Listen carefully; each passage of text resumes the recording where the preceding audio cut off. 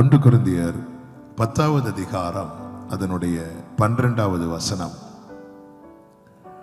1 கொரிந்தியர் 10வது அதிகாரத்தின் 12வது வசனம் இப்படி சொல்லப்பட்டிருக்கிறது. இப்படி இருக்க தன்னை நிற்கிறவன் என்று எண்ணுகிறவன் விழாதபடிக்கு எச்சரிக்கையாயிருக்க கடவன். தன்னை நிற்கிறவன் என்று எண்ணுகிறவன். ஒரு தேவ பிள்ளைக்கு எது ரொம்ப முக்கியம் அப்படின்னா நிக்கணும். சத்துருவினுடைய டார்கெட் யாரு தெரியுமா? நிக்கிறவன் தான். மீகா 7 சொல்லப்பட்டிருக்கிறது அல்லவா, என் சத்துருவே எனக்கு விரோதமாய் சந்தோஷப்படாதே, நான் விழுந்தாலும் எழுந்திருப்பேன். அப்போ சத்துருவினுடைய சந்தோஷமே எதுல இருக்கிறது தெரியுமா? ஒருவனுடைய விசேஷமாய் தேவனை ஆராதிக்கிற தேவ பிள்ளையுடைய வீழ்ச்சியில் இருக்கிறது. எனவேதான் ஆண்டவர் சொல்லுகிறார், நீதிமான் 7 தரம் விழுந்தாலும் அவன் எழும்புவான். பரலோகம் எதற்கு நமக்கு ஒத்தாசை செய்கிறது என்றால் எழும்ப, நிற்க. நிற்காமல் ஓட முடியாது. ஓடாமல் ஓட்டத்தை முடிக்க முடியாது. விசுவாசத்தை நமக்குள்ளே துவங்கி இருக்கிற நம் ஆண்டவராக இயேசு கிறிஸ்து நமக்கென்று ஒரு பாதையை நியமித்திருக்கிறார். நமக்கு நியமித்த ஓட்டத்திலே பொறுமையோடு ஓடும்படிக்கு கர்த்தர் நமக்கு ஒவ்வொரு நாளும் கிருபை தருகிறார். காலைதோறும் அவருடைய கிருபை புதிதாய் இருக்கிறது. நிற்கிற நம்முடைய வாழ்க்கையிலே எதிலே நாம் அதிக கவனமாக இருக்க வேண்டும் என்றால் விழாதபடிக்கு. ஆமாம், கொஞ்சம் முன்னாடி இதுல இருந்து ஒரு தம்பி கீழே விழுந்தார். அவர் விழணும்னு விழல, ஏதோ அவர் கெஸ் பண்ணதுல ஏதோ கொஞ்சம் மிஸ் ஆயிட்டு. மேபி சேர் ப்ராப்ளம் பண்ணியிருக்கலாம், அல்லது பின்னாடி ஒரு ஸ்டெப் இருக்கும்னு நினைச்சு எடுத்து வச்சிருக்கலாம். ஸ்லிப்பாகி விழுந்துட்டார். இப்படிதான் லைஃப்லையும் யாருமே விழணும்னு விழுறது கிடையாது. ஆனால் நம்மை விழத்தள்ள பிசாசானவன் பல தந்திரங்களை கையாளுவான் என்பதை மறந்து விடவே கூடாது. இங்கே ஒரு பெரிய சம்பவம் சொல்லிவிட்டு தான் நிற்கிறேன் என்று எண்ணுகிறவன் எவனும் விழாதபடிக்கு எச்சரிக்கையா இருக்க கடவன் என்று கர்த்தர் எழுதி வைக்கிறார். அதற்கு முந்தின வசனத்தை பாருங்கள், 11வது வசனம். இவைகளெல்லாம் திருஷ்டாந்தங்களாக அவர்களுக்கு சம்பவித்தது, உலகத்தின் முடிவு காலத்தில் உள்ள நமக்கு எச்சரிப்புண்டாகும்படி எழுதப்பட்டும் இருக்கிறது. உலகத்தின் முடிவு காலத்தில் உள்ள நமக்கு எச்சரிப்புண்டாகும்படி எழுதப்பட்டிருக்கிறது. வேதத்திலே சொல்லப்பட்டிருக்கிற எழுதப்பட்டிருக்கிற காரியங்கள் எல்லாம் சரித்திரம் படிப்பதற்காக எழுதப்படவில்லை, நமக்கு எழுதப்பட்டிருக்கிறது. எத்தனை பேர் இந்த மாலை வேளையில சொல்லுவீங்க, வேதம் எனக்காக எழுதப்பட்டிருக்கிறது? ஆமென் சொல்லுங்க பார்க்கலாம். வேதம் எனக்காக. அப்ப என் லைஃப், என் ஃபியூச்சர், என் வாழ்க்கையை பத்தி நான் படிக்கணும்னா பைபிளை திறந்து தான் பார்க்கணும். கேலண்டரை பார்க்கவோ அல்லது வேற யாரு கையில கொண்டு போய் இந்த கையை கொடுக்கிறது, காலை கொடுக்கிறது, என் முகத்தை பார்த்து முக லட்சணம் சொல்லுங்க, கையை பார்த்து கை லட்சணம் சொல்லுங்க, இல்ல, நமக்காக எழுதப்பட்டிருக்கிறது. சங்கீதம் 40 தாவீது இப்படி சொல்லுகிறார், ஆண்டவர், நீ பலியையும் காணிக்கையும் நீங்க விரும்பாம என் செவிகளை திறந்தீர் அப்படிங்கிறார். என் செவிகளை திறந்தீர் சொல்லிவிட்டு அடுத்த வார்த்தையில சொல்லுகிறார், புஸ்தக சுருளில் என்னை குறித்து எழுதியிருக்கிறது. இப்படி பைபிள் படிக்கணும். பைபிள் அநேகர் விழுந்தவர்களை குறித்தும் சொல்லப்பட்டிருக்கிறது, ஜெயித்தவர்களை குறித்தும் சொல்லப்பட்டிருக்கிறது. விழுந்தவர்களை குறித்து ஏன் சொல்லப்பட்டிருக்கிறது தெரியுமா? நாம் விழக்கூடாது என்பதற்காக சொல்லப்பட்டிருக்கிறது. அதுதான் 11வது வசனத்தில் சொல்லப்பட்டிருக்கிறது. இவைகளெல்லாம் திருஷ்டாந்தங்களாக அவர்களுக்கு சம்பவித்தது, உலகத்தின் முடிவு காலத்தில் உள்ள நமக்கு எச்சரிப்புண்டாகும்படி எழுதப்பட்டும் இருக்கிறது. கிருபையின் காலத்தில் தான் வாழ்ந்து கொண்டிருக்கிறோம் என்றாலும் இந்த கிருபையின் காலத்தின் கடைசி பகுதியில் இருக்கிறோம். கிருபையின் காலத்தில் கடைசி பகுதியில் இருக்கிறோம் என்பதில் எந்த சந்தேகமும் இல்லை. தேசத்தில் நடக்கிற காரியங்கள், நம்மை சுற்றி சம்பவிக்கிற காரியங்கள், அன்பெல்லாம் தணிந்து போகிறது. எல்லாருக்கும் விசுவாசிகள் தான் பேரு, ஆனா விசுவாசம் எல்லாம் குறைந்த நிலையில் இருக்கிறது. பிசாசானவன் விழத்தள்ளுவதற்கு என்னெல்லாம் செய்யணுமோ அதையெல்லாம் செய்து கொண்டிருக்கிறான். பிரியமானவர்களே, இங்கே ஒரு கூட்டம் விழுந்தவர்களை குறித்து சொல்லப்பட்டிருக்கிறது. இந்த விழுந்தவங்கெல்லாம் யாருன்னு பார்த்தீங்கன்னா, அந்நியரோ புறஜாதிகளோ தேவனற்றவர்களோ நம்பிக்கை இல்லாதவர்களோ அல்ல. இந்த 1 கொரிந்தியர் 10வது அதிகாரம் 1 முதல் நீங்கள் படித்து வந்தீர்கள் என்றால் தெரியும். அவங்க யார் தெரியுமா? அவர்கள் தேவனால் தெரிந்தெடுக்கப்பட்டவர்கள். நம்முடைய முற்பிதாக்களாகிய ஆபிரகாம், ஈசாக்கு, யாக்கோபு என்பவர்களுடைய வம்சத்தில் வந்தவர்கள். ஆமென். தேவனால் தெரிந்தெடுக்கப்பட்டவர்கள். எனவேதான் ஆண்டவராக இயேசு கிறிஸ்து சொன்னார். இயேசு கிறிஸ்து இந்த பூமியில 3 வருஷம் ஊழியம் செய்தார்.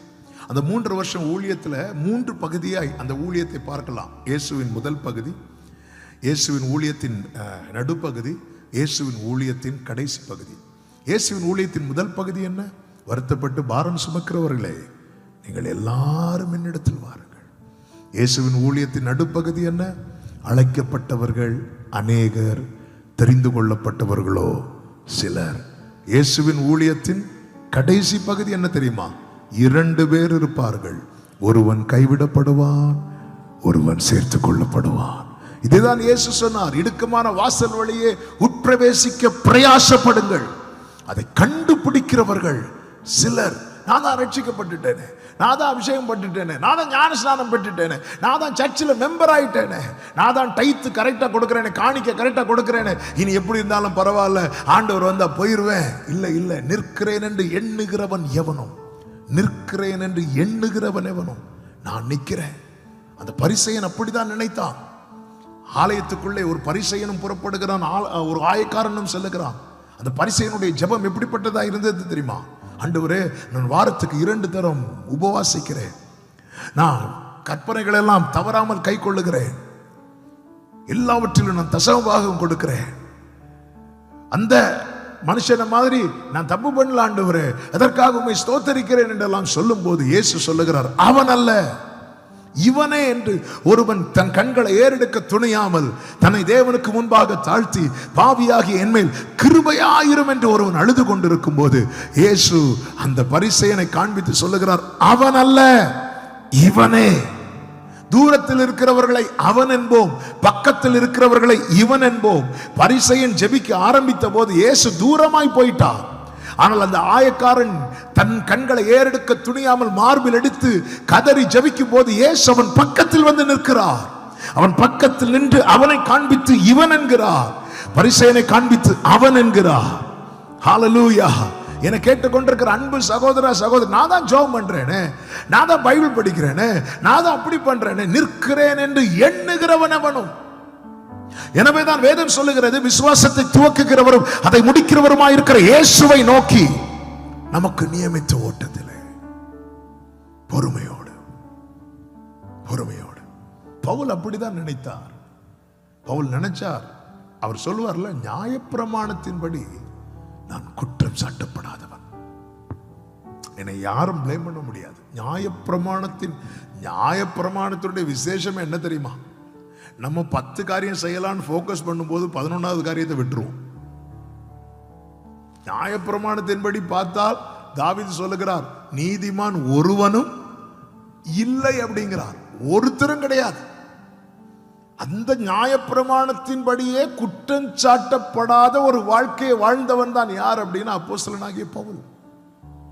அந்த பவுல் எல்லாவற்றையும் துணிந்து துணிந்து தைரியமாய் செய்கிறார். ஏன் அவருக்கு தெரியும், என்கிட்ட எந்த தப்பும் கிடையாது, நான் குற்றம் சாட்டப்படாதவன். இப்படி நினைத்து கொண்டிருந்த பவுல் தமஸ்குவை நோக்கி புறப்படும் போது சடுதியில விழுந்தான்.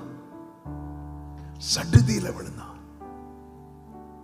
விழுந்த பிறகுதான் அவர் புரிந்து கொண்டார், இல்ல, என் பலத்துல நான் நிக்க முடியாது, என் சுயத்துல நான் நிக்க முடியாது, என் சுய பலத்தால் ஒன்றும் செய்திடே, அதை நீ நன்றாய் அறிவே. என் சுய பலத்தால் ஒன்றும் செய்திடே, அதை நீ நன்றாய் அறிவே. தடுமாற்றம் இல்லாமல் நான் வாழ்ந்திட உன் கிருபையால் நிறைத்திடுமே. தடுமாற்றம் இல்லாமல் நான் வாழ்ந்திட உன் கிருபையால் நிறைத்திடுமே. சபையே, அன்பு ஜனமே, ஒன்றை கேளுங்கள். நாம நிக்க தவறும் போது அந்த இடத்துல சத்துரு வந்து நிற்பான் என்பதை மறந்து விடாதீர்கள். கோலியாத் வந்து நிற்கிறான். அவன் 40 நாள் நிற்கும்படியாய் வரவில்லை, ஒரு நாளுக்காக தான் வந்தான். ஆனா ஒரு நாளுக்காக வந்தவனை 40 நாள் நிக்க வச்சது யார் தெரியுமா? இஸ்ரவேல். ஏன் அவங்களால நிக்க முடியல? என்னால நிக்க முடியாத இடத்துல சத்துரு வந்து நிற்பான். சத்துரு வந்து நிற்கும் போது நம்முடைய கூடாரத்தில் எப்படி சமாதானம் இருக்கும்?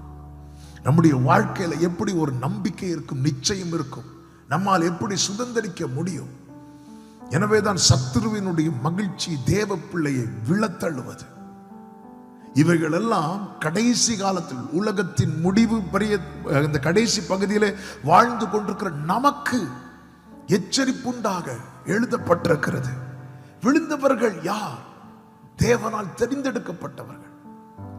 விழுந்தவர்கள் யார்? இரத்தத்தால் மீட்கப்பட்டவர்கள். எகிப்திலே 430 வருஷம் அடிமைத்தனத்தில் இருந்தார்கள். அடிமைத்தனத்தில் இருந்த ஜனங்கள் ஆண்டவரை நோக்கி முறையிட்டார்கள். அவங்களால தாங்க முடியல. என் ஆண்டவர் யார் தெரியுமாங்க? உண்மையாய் தம்மை நோக்கி கூப்பிடுகிற யாவருக்கும் சமீபமாய் இருக்கிறவர். நீ பூமியின் கடையாந்திரத்தில் இருந்தாலும் சரி, சிறைப்பட்ட நிலையில் இருந்தாலும் சரி, நெருக்கப்பட்ட நிலையில் இருந்தாலும் சரி, உடைந்த உள்ளத்தை, நொறுங்குண்ட ஆவியை புறக்கணியாத ஒரு தேவனை நாம் ஆராதிக்கிறோம். அவருடைய கோபம் ஒரு நிமிஷம், ஆனால் அவருடைய தயவோ நீடிய வாழ்வு. இஸ்ரவேலர்கள் முறையிட்டார்கள். இஸ்ரவேலர்கள் பலுகி பெருகினார்கள். எல்லாம் எடுத்து வாசிக்க நேரம் இல்லை, நமக்கு அந்த சம்பவம் தெரியும். நான் செய்தியை மட்டும் சொல்லுகிறேன். பலுகி பெருகினார்கள். எகிப்துக்கு இஸ்ரவேலர்கள் போகும்போது 70 பேராய் போனார்கள். ஆனால் இப்பொழுதோ எல்லா தெருவிலையும் அவங்க இருக்கிறாங்க. பலுகி பெருக ஆரம்பித்த போது அவர்கள் யாரை மறந்தார்கள் தெரியுமா? கர்த்தர் யார் என்பதையே மறந்தார்கள். இதே காரியம்தான் தேவ பிள்ளைங்க வாழ்க்கையிலும் உண்டாகிறது. எல்லா பகுதியிலும் ஆசீர்வாதம் என்கிற நிலைமை வரும்போது அவர்கள் யாரை மறந்து விடுவார்கள் தெரியுமா? கர்த்தரை. நம்ம வாழ்க்கையை பார்ப்போமே, நம்ம அதிகமா ஜெபம் பண்றது எப்போங்க? ஆசீர்வாதம் வந்த பிறகா, வர்றதுக்கு முன்னாடியா? ஒன்றும் வேண்டாமே பிள்ளைகளே, நீங்க எக்ஸாமுக்கு முன்னாடி தானே ஜெபம் பண்ணீங்க. அதுவும் மேக்ஸ் எக்ஸாம்னா விழுந்து விழுந்து ஜெபம். அவங்க ஒரு பக்கம் ஜெபம் பண்றாங்க, அவங்க அம்மா இன்னொரு பக்கம் ஜெபம் பண்றாங்க, அவங்க அப்பா இன்னொரு பக்கம் ஜெபம் பண்றாங்க. எக்ஸாம் எப்போ முடிஞ்சதோ 2 மாசம் லீவு, 2 மாசம் ஜெபத்துக்கு லீவு, பைபிளுக்கு லீவு, எல்லாத்துக்குமே லீவு. நம்ம லைஃப்ல நம்ம எப்போ ரொம்ப கேர்ஃபுல்லா இருக்கணும் தெரியுமா? நம்ம கிட்ட ஒண்ணு இல்லாத போதல்ல, நம்ம கிட்ட எல்லாம் இருக்கும் போது. ஏன்னா அந்த இடத்துல தான் நம்ம ரொம்ப அசதியா இருப்போம். சரி, நாளைக்கு பார்த்துக்கலாம். ஏசாவுக்கும் யாக்கோபுக்குள்ள வித்தியாசம் என்ன தெரியுமா? ஏசா அழ வேண்டிய காலத்துல அசதியா இருந்தான், இழந்து போனான். யாக்கோபோ அழ வேண்டிய காலத்துல அழுதான், ஒன்றையும் அவன் இழக்கவில்லை. அந்த இரவு மட்டும் யாக்கோபு அழாமல் இருந்திருந்தா, அந்த இரவு மட்டும் யாக்கோபு அழாமல் இருந்திருந்தா, ஹல்லேலூயா. பிரியமான கர்த்தருடைய பிள்ளைகளே, சில நேரத்தில் அழுவதற்காகவே சில நேரத்தை கர்த்தர் செட் பண்ணி வைத்திருப்பா. அந்த நேரத்தில் நீ அழுததும் எல்லாம் போயிட்டு அப்படி மட்டும் நினைக்காத. ஆமென். எசேக்கியா சுவர்புறமாய் திரும்பி அழுவதற்காக ஏசாயா மூலம் கர்த்தர் ஒரு செய்தியை கொண்டு போனார் அல்லவா? அந்த அழுகை கர்த்தரிடத்திலிருந்து பதிலை கொண்டு வந்தது. ஆமென். உன் கண்ணீர் ஆண்டவர் சமூகத்தில் நீர் வடிப்பது உண்டானால் அது வீண் போக கர்த்தர் விடமாட்டார். ஆமென். சொல்லுங்க பார்க்கலாம்.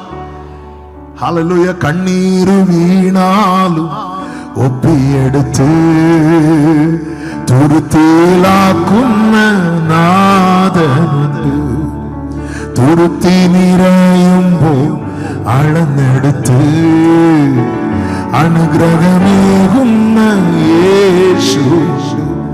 ஆண்டவர் சமூகத்தில் இந்த மாலை வேளையிலே சிறையிருப்பின் நடுவில், இக்கட்டுகள் நடுவில், வீழ்ந்த நிலையில யாராவது இதை கேட்டுக்கொண்டிருப்பீர்களே என்றால், இயேசுவே என்று உங்கள் உள்ளத்திலிருந்து உண்மையாய் நோக்கி கூப்பிட்டு பாருங்கள்.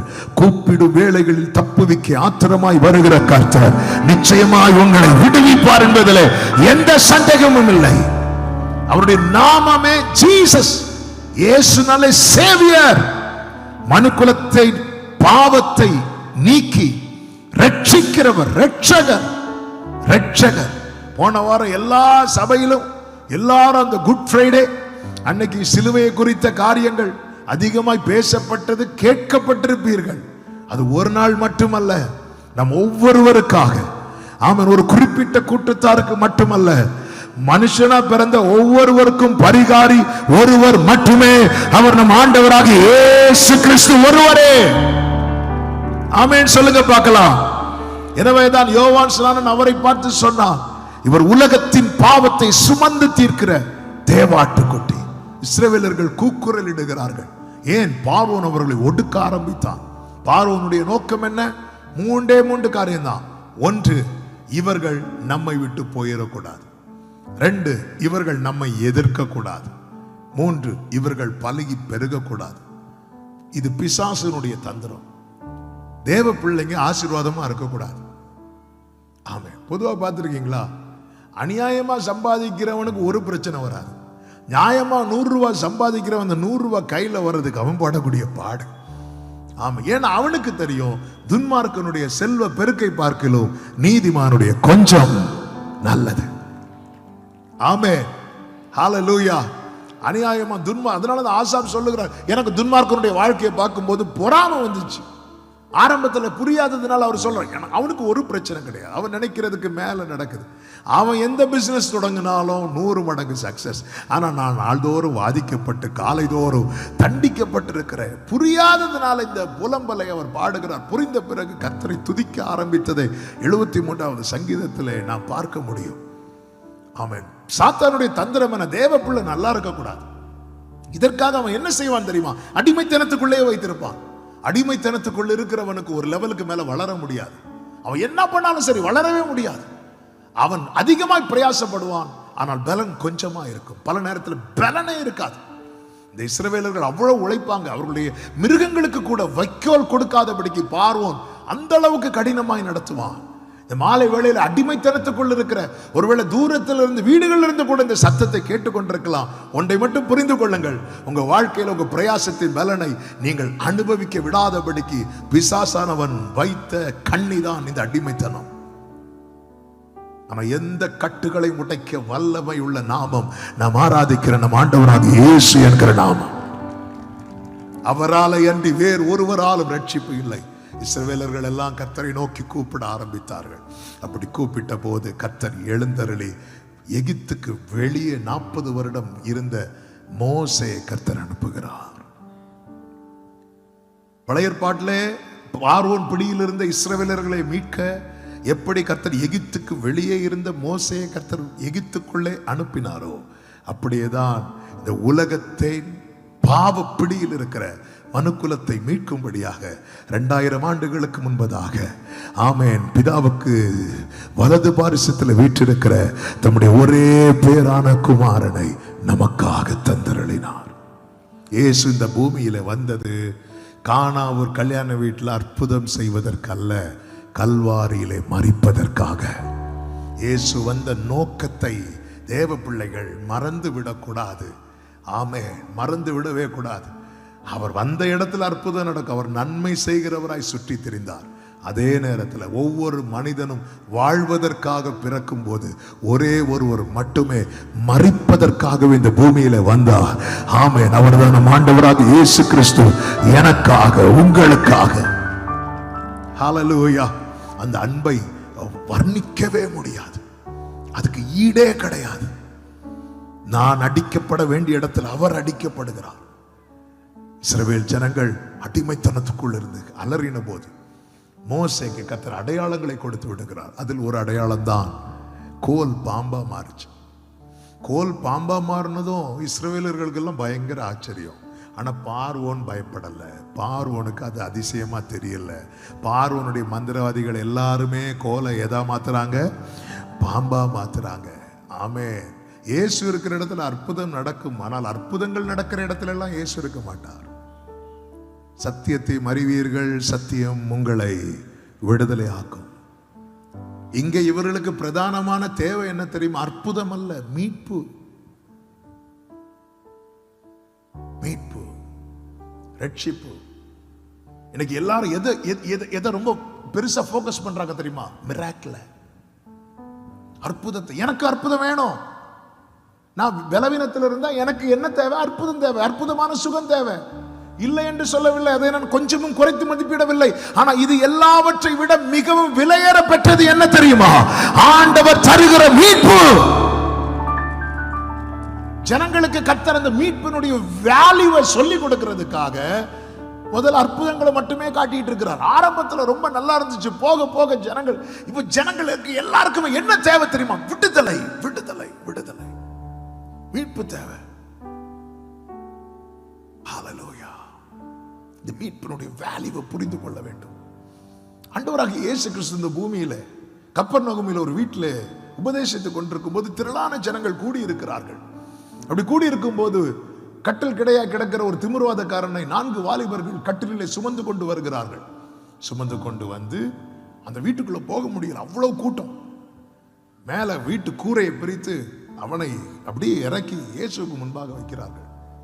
வைக்கும் போது இயேசு, எழும்பி நடப்பா, உனக்கு சுகம் அப்படி சொல்வார்னு எல்லாரும் அப்படி ஆச்சரியத்தோடு பார்த்து கொண்டிருக்கும் போது இயேசு சொல்லுகிறார், உன் பாவங்கள் உனக்கு மன்னிக்கப்பட்டது. அப்படி சொன்னது அவங்களுக்குள்ள ஒரு சலசலப்பு வர ஆரம்பிச்சு விட்டது. என்ன, இவர் பாவங்களை மன்னிக்கிறத, தேவன் அல்லவா பாவங்களை மன்னிக்கணும் அப்படி சொல்லி பேச ஆரம்பிக்கும் போது இயேசு ஒரு கேள்வி கேட்பார். உன் படுக்கை எடுத்துக்கொண்டு நட என்று சொல்வதோ, உன் பாவங்கள் மன்னிக்கப்பட்டது என்று சொல்வதோ எது எளிது அப்படின்னு கேட்பார். எதுங்க எளிது? ஆமென். இயேசு கிறிஸ்து எந்த அற்புதத்தை செய்வதற்காவது ரிஸ்க் எடுத்தாரா? ஒண்ணுமே, ஒரு பிரயாசப்படல. எல்லா அற்புதத்தையும் ரொம்ப சிம்பிளா செய்தார். தண்ணீரை ரசமா மாத்துறதுக்கு அவர் ஏதாவது பொடியை கொண்டு வந்து போட்டாரா? ஒண்ணுமே போடல. இதை எடுத்து கொடுன்னு சொன்னார், அவ்வளவுதான். இவங்க கீழ்ப்படிதாங்க, எடுத்து கொடுக்க போறாங்க, தண்ணி ரசமா மாறுது. முந்தின ரசத்தை காட்டிலும் பிந்தின ரசம் சுவையுள்ளதா இருக்கிறது. ஆமே. குருடனுக்கு பார்வையை கொடுக்கிறதுக்கு ஆண்டவர் ஏதாவது ரிஸ்க் எடுத்தாரா? ஒண்ணும் இல்லை. பார்வை அடைவாக என்ன, பார்வை கிடைச்சாச்சு. லாசரு மரித்து 4 நாள் ஆகிட்டு, 4 நாள் கழிச்சு இயேசு போறார். 4 நாள் கழித்து போய் லாசரு உயிரோடு எழுப்ப ஆண்டவர் 4 நாள் ஃபாஸ்டிங் போட்டாரா? ஒண்ணுமே கிடையாது. லாசருவே வெளியே வந்துட்டார், வெளியே வந்துட்டான். ஒரு மனுஷனுக்குள்ள 6000 பிசாசுகள் இருக்கிறது. 6000 பிசாசுகளை துரத்த இயேசு 6000 வார்த்தைகளையா சொன்னார்? இல்ல, ஒரே வார்த்தை, வெளியே போ. வெளியே போயிட்டான். 5 அப்பத்தை எடுத்து 5000க்கும் அதிகமான பேருக்கு பிட்டு கொடுக்க கர்த்தர் ஒரு ரிஸ்க் எடுக்கல. எடுத்தார், ஸ்தோத்திரம் பண்ணார், கொடுத்தார்.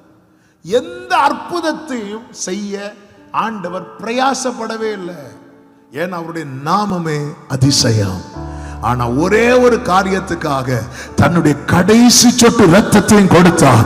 எதற்கு தெரியுமா? எனக்கும் உங்களுக்கும் ரட்சிப்பு தருவதற்காக, பாவத்திலிருந்து விடுதலை தருவதற்காக, பாவ மன்னிப்பு தருவதற்காக. அதான் ஆண்டவர் கேட்டார், எது எளிது? எது எளிது? அன்பு ஜனமே, எதை ரொம்ப எளிதாய் பார்க்கிறோம்? எதை ரொம்ப பிரஷியஸா பார்க்கிறோம்? எதை பெரிய விலையேற பெற்றதாய் பார்க்கிறோம்? ஆத்தும மீட்பு எவ்வளவு அருமையானது தெரியுமா? இன்னைக்கு எல்லாருக்கும் யாரு தேவைன்னா, கானாவூர் கல்யாண வீட்டு இயேசு தேவை, கல்வாரி இயேசு இன்னைக்கு தேவையில்லை. எனவே தான் பவுல் சொல்லுகிறார், சிலுவையில் அறியப்பட்ட அவரையே அன்றி வேறு ஒன்றையும் நீங்க அறிய வேண்டாம். நீங்க எதை மெயினா அறிந்து கொள்ள வேண்டும் தெரியுமா? ஹல்லேலூயா. உன் மீறுதல்களுக்காய் அவர் காயங்கள் பட்டார், உன் அக்கிரமங்களுக்காய் அவர் நொறுக்கப்பட்டார், உனக்காகவே ஆடிகள் பட்டார், உன்னை உயர்த்த தம்மை தாழ்த்தினார். ஐசியூல ஒருத்தங்க சீரியஸா இருக்கிறாங்க. ஐசியூல இருக்கிற நபருக்கு எது மெயின் ரிக்வெஸ்டா இருக்குன்னு நினைக்கிறீங்க? ஆண்டவர் இப்ப பிரியாணி சாப்பிடும் போல இருக்கு, அதுவா? இல்ல கேட்டா வாங்கி கொடுக்க ரிலேட்டிவ்ஸ் ரெடியா இருக்கிறாங்க. இப்ப அவருடைய ஏக்கம் அது கிடையாது. எப்போ நான் இதுல இருந்து வெளியே போவேன். வென்டிலேட்டர்ல வச்சிருக்கிறாங்க. அவருடைய விருப்பம் எதுவா இருக்கும்னு நினைக்கிறீங்க? ஆமே, இன்னைக்கு எப்படியாவது IPL மேட்ச் பார்க்கணும் அப்படியா சொல்லுவாரு? இல்ல, எப்படியாவது என்ன இதுல இருந்து வெளியே கொண்டு போங்க. சிறையிருப்பில் இருக்கிறவனுக்கு வேற எதை குறித்து விருப்பம் இருக்காது. அவனுடைய நாட்டெல்லாம் எதுவா இருக்குன்னு தெரியுமா? வெளியே போயிடணும், வெளியே போயிடணும். யோசேப்புக்கு சிறைச்சாலை தலைவனுடைய கண்கள்ல தயை கிடைத்தது. ஆரம்பம் நல்லா இருந்துச்சு. ஆனாலும் யோசேப்பினுடைய ஏக்கம் எதுவா இருக்கணும் தெரியுமா? எல்லாத்தையும் எப்படியாவது வெளியே போயிடணும், வெளியே போயிடணும். ஆமென், ஹல்லேலூயா. என் ஆண்டவராகிய இயேசு கிறிஸ்து சொன்னார், நான் என் ஆடுகளை வெளியே விட்ட பின்பு சிறைப்பட்டு போனவன் தீவிரமாய் விடுதலை ஆவான். அவன் கிடங்கிலே சாவதும் இல்லை, அவன் அப்பம் அவனுக்கு குறைவதும் இல்லை. எனவே தான் ஆண்டவர் சொன்னார், எரேமியா, ஆமென், அவன் ஒரு சிறைப்பட்ட ஒரு காவல் பண்ணப்பட்ட ஒரு சூழ்நிலையில் இருக்கும் போதுதான் கர்த்தர் அவனோடு பேசுகிறார். ஆமென். இதை செய்கிறவரும், இதை உருவேற்படுத்துகிறவரும், இதை திடப்படுத்துகிறவருமாகிய கர்த்தர் சொல்லுகிறதாவது, என்னை நோக்கி கூப்பிடு, நான் உனக்கு உத்தரவு கொடுத்து நீ அறியாததும் உனக்கு எட்டாததுமான பெரிய காரியங்களை உனக்கு அறிவிப்பேன். இஸ்ரவேல் ஜனங்கள் நோக்கி கூப்பிட்டார்கள். வேதம் சொல்லுகிறது, அவருடைய பெருமூச்சின் சத்தம் அவர் சந்நிதியில் எட்டினது. அதுலதான் கர்த்தர் மோசே அனுப்பினார். எத்தனையோ அற்புதங்கள்லாம் நடக்கும் போது நல்லா இருந்துச்சு. அற்புதம் எதற்குன்னா, அந்த பிரசன்ட் சிச்சுவேஷனை நம்ம கடப்பதற்கு, அந்த பிரசன்ட் சிச்சுவேஷனை கடப்பதற்கு. அந்தந்த டைம் நல்லா இருந்துச்சு. ஆனா மீண்டும் பார்வோன் இருதயத்தை கடினப்படுத்துகிறான், மீண்டும் கடினப்படுத்துகிறான். இப்ப எல்லாரும் எதுக்கு ஏங்கிட்டு இருக்கிறாங்க தெரியுமா? மீட்பு, விடுதலை, ரட்சிப்பு. இப்ப மோசே உட்பட எல்லாரும் கர்த்தரை நோக்கி பார்க்கும்போது கர்த்தர் சொல்லுகிறா, மோசே, மீட்பு உண்டாகணும்னா நீ சும்மா கோலை கீழே போட்டாலாம் நடக்காது, கோலை தூக்கி அடிச்சாலாம் நடக்காது, கோலை இப்படி வானத்தை காட்டினாலாம் நடக்காது. மீட்பு உண்டாகணும்னா ஒரு பழுதற்ற ஆட்டுக்குட்டி அடிக்கப்பட வேண்டும். ரத்தம் சிந்துதல் இல்லாமல் மன்னிப்பு இல்லை. இந்த அடிமைத்தனத்திலிருந்து வெளியே வரணும்னா ரத்தம் சிந்தப்பட வேண்டும். அது எதனுடைய ரத்தமா இருக்கணும் தெரியுமா? பழுதற்ற, எந்த பழுதும் இருக்கக்கூடாது. ஆமென். அப்படி அன்று இரவு ஆட்டுக்குட்டி ஒவ்வொரு குடும்பத்துக்கென்று அடிக்கப்பட்டது, ஒவ்வொரு கோத்திரத்துக்கென்று அடிக்கப்பட்டது. அடிக்கப்பட்ட ஆட்டுக்குட்டியின் ரத்தம் ஒவ்வொரு வீட்டு நிலைக்கால்கள் மேல பூசப்பட்டது, ஒவ்வொரு வீட்டு நிலைக்கால்கள் மேல பூசப்பட்டது. அந்த இரத்தத்துக்குள் இருந்த அத்தனை பேருக்கும் 430 வருடம் கிடைக்காத விடுதலை அன்று இரவே கிடைத்தது. எந்த வல்லமைக்கும், ஆட்டுக்குட்டியானவருடைய இரத்தத்தின் வல்லமைக்கு முன்பாக நிற்க முடியாது. இந்த ராத்திரி வேளையில, இயேசுவே எனக்கு ஒரு விடுதலை வேணும், எனக்கு ஒரு ரட்சிப்பு வேண்டும் என்று உண்மையாய் நீ நோக்கி கூப்பிடுவாயானால், இயேசு கிறிஸ்துவின் இரத்தம் சகல பாவங்களை நீக்கி சுத்திகரிக்க வல்லமை உள்ளது. ஹல்லேலூயா. இரத்தமே, சிந்தப்பட்ட இரத்தமே, விலையேற பெற்ற இரத்தமே, இரத்தமே, சிந்தப்பட்ட இரத்தமே, விலையாக சிந்தப்பட்டதே. ஒன்றை கவனித்தீர்களா? இவர்கள் ஆபிரகாம், ஈசாக்கு, யாக்கோபு என்பவர்களுடைய தலைமுறை. ஆபிரகாம், ஈசாக்கு, யாக்கோபு என்பவருடைய தலைமுறை என்று சொல்லிக் கொள்வதனாலே இவர்களுக்கு ரட்சிப்பு கிடைக்கவில்லை. ரட்சிப்பு இரத்தத்தினால் மட்டுமே கிடைத்தது. நான் ஒரு பாஸ்டருடைய பையன் என்பதனால நான் ரட்சிக்கப்படல. நான் ஒரு பாஸ்டருடைய பையன் என்பதனால நான் ஊழியக்காரன் ஆகல. ஆமென். விசுவாசத்தினாலே அவருக்கு பிள்ளைகளானவர்கள் மாம்சத்தின்படி இரத்தத்தின்படி வந்தவர்கள் அல்ல, தேவ சித்தத்தின்படி வந்தவர்கள். நான் கிறிஸ்தவ குடும்பத்தில் பிறந்தவன், நான் நல்ல ஒரு விசுவாசியுடைய பையன், நான் பாஸ்டருடைய பிள்ளை, அதனால அப்படி கிடையாது, அப்படி கிடையாது. ஒவ்வொருவருக்கும் ரட்சிப்பு உண்டாக ஒவ்வொருவரும் அவரை நோக்கி பார்க்க வேண்டும். அவரை நோக்கி பார்த்த முகங்கள் பிரகாசமடைந்தன. அவர்கள் முகங்கள் வெட்கப்பட்டு போகவில்லை. ரட்சிப்பு பெற்றுக்கொள்ளணும். ரட்சிப்பு ரத்தத்தில் இருக்கிறது. அதுதான் அவருடைய கிருபை. அவரை நோக்கி கூப்பிடும் போது, இயேசுவே பாவியாக என் மேல் கிருபையாயிரும். தன் பாவங்களை மறைக்கிறவன் வாழ்வடைய மாட்டான். அவற்றை அறிக்கை செய்து விட்டு விடுகிறவன் இரக்கம் பெறுவான். அந்த இரக்கம் தான் என்ன தெரியுமா? அவனுக்கு பாவ மன்னிப்பு கொடுக்கப்பட்டு பாவத்திலிருந்து அவனுக்கு விடுதலை கிடைக்கப்படுகிறது. இஸ்ரவேலர்கள் எல்லாம் எகிப்தை விட்டு புறப்படுகிறார்கள். அன்றைய தினமே, ரத்தம் தெளிக்கப்பட்ட அன்றைய தினமே அவர்கள் எகிப்திலிருந்து புறப்படும் போது அவர்களுக்கு ஒரு பெயர் கொடுக்கப்பட்டிருக்கிறது.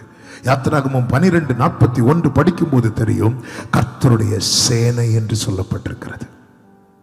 கவனித்தீர்களா? கர்த்தருடைய சேனை. அப்ப அடிமைத்தனத்தில் இருக்கும் வரைக்கும் அவன் அடிமை, நேற்று வரை அடிமை. ஆனால் எப்பொழுது அவன் மேல ரத்தம் தெளிக்கப்பட்டதோ அன்று முதல் அவனுடைய அடையாளம் மாறுகிறது. இந்த மாலை வேளையில எத்தனை பேர் அடிமையா இருக்க விரும்புறீங்களா? கர்த்தருடைய சேனையா இருக்க விரும்புறீங்களா? அடிமைத்தனத்துக்குள் இருக்கும் வரைக்கும் உனக்கு அடையாளமே கிடையாது. நீ வெளியே வந்து பாரு, ரத்தம் உன்மேல் தெளிக்கப்பட்ட மாத்திரத்தில் உன் அடையாளம் மாறும். ஆமென். பழைய ஏற்பாட்டிலே சேனை என்று சொல்லப்பட்டிருக்கும், ஆனால் புதிய ஏற்பாட்டிலே ஒரு அதிகாரம் கொடுக்கப்படுகிறது. அந்த அதிகாரம் தான் அவருடைய பிள்ளை என்கிற அதிகாரம். ஆமென். சொல்லுங்க பார்க்கலாம். இரத்தத்தால் மீட்கப்பட்டவர்கள் எகிப்தை விட்டு புறப்படுகிறார்கள். மீட்கப்பட்ட ஜனங்கள் எகிப்தை விட்டு புறப்படும் போது இவர்களை அங்கும் இங்கும் அலைந்து திரிய விடாமல் கர்த்தர் இவர்களை எதற்கு கீழே கூட்டி சேர்க்கிறார் என்றால், மேகத்துக்கு கீழே கூட்டி சேர்க்கிறார். இதெல்லாம் புதிய ஏற்பாட்டுக்கு நிழலாய் இருக்கிறது. புதிய ஏற்பாட்டிலே ரட்சிக்கப்படுகிறவர்களை கர்த்தர் அனுதினமும் சபையிலே சேர்த்து கொண்டு வந்தார். சபையில சேர்க்கிறதுக்காக ரட்சிக்கல, கானானுக்கு கொண்டு போக தான் ரட்சித்தார். ஆனா கானானுக்கு கொண்டு போக இவர்களை ஒழுங்குபடுத்த, இவர்களை மேகத்துக்கு கீழே கொண்டு வருகிறார். நான் ரட்சிக்கப்பட்டுட்டேன், நான் எதுக்கு சர்ச்சுக்கு போனோம்? அதான் யூடியூப் இருக்கு, நான் எதுக்கு சர்ச்சுக்கு போனோம்? சபை கூடி வருதலை விட்டு விடவே கூடாது. கண்டிப்பாக நீங்க ஒரு ஆவிக்குரிய ஐக்கியத்தில் நீங்கள் இணைந்து ஆராதிக்க வேண்டியது அவசியம். இது வேத ஒழுங்கு, இது தேவன் ஏற்படுத்தினது. மீட்கப்பட்டவர்கள் அப்படியே விட வேண்டியதானே, எங்க வேணுமானும் போய் வாழ்ந்துக்கோங்க இல்ல. கர்த்தர் ஒரு ப்ராமிஸ் பண்ணுகிறார், பாலும் தேனும் ஓடுகிற கானான் தேசத்துக்கு உங்களை நான் கொண்டு போவேன். அதுக்காக தான் மீட்டிருக்கிறார். என்னை கர்த்தர் ரட்சித்தது எதற்காக? நித்திய ஜீவனை அளிப்பேன் என்பதே அவர் எனக்கு தந்த வாக்கு தத்தம், அவர் நமக்கு தந்த வாக்கு தத்தம். அதை நாம சுதந்திரிக்கணும். நம்முடைய வாழ்வின் ஓட்டம் தான் வனாந்தர பாதை. இஸ்ரவேல் ஜனங்கள் 40 வருஷம் வனாந்தரத்திலே சஞ்சரித்தார்.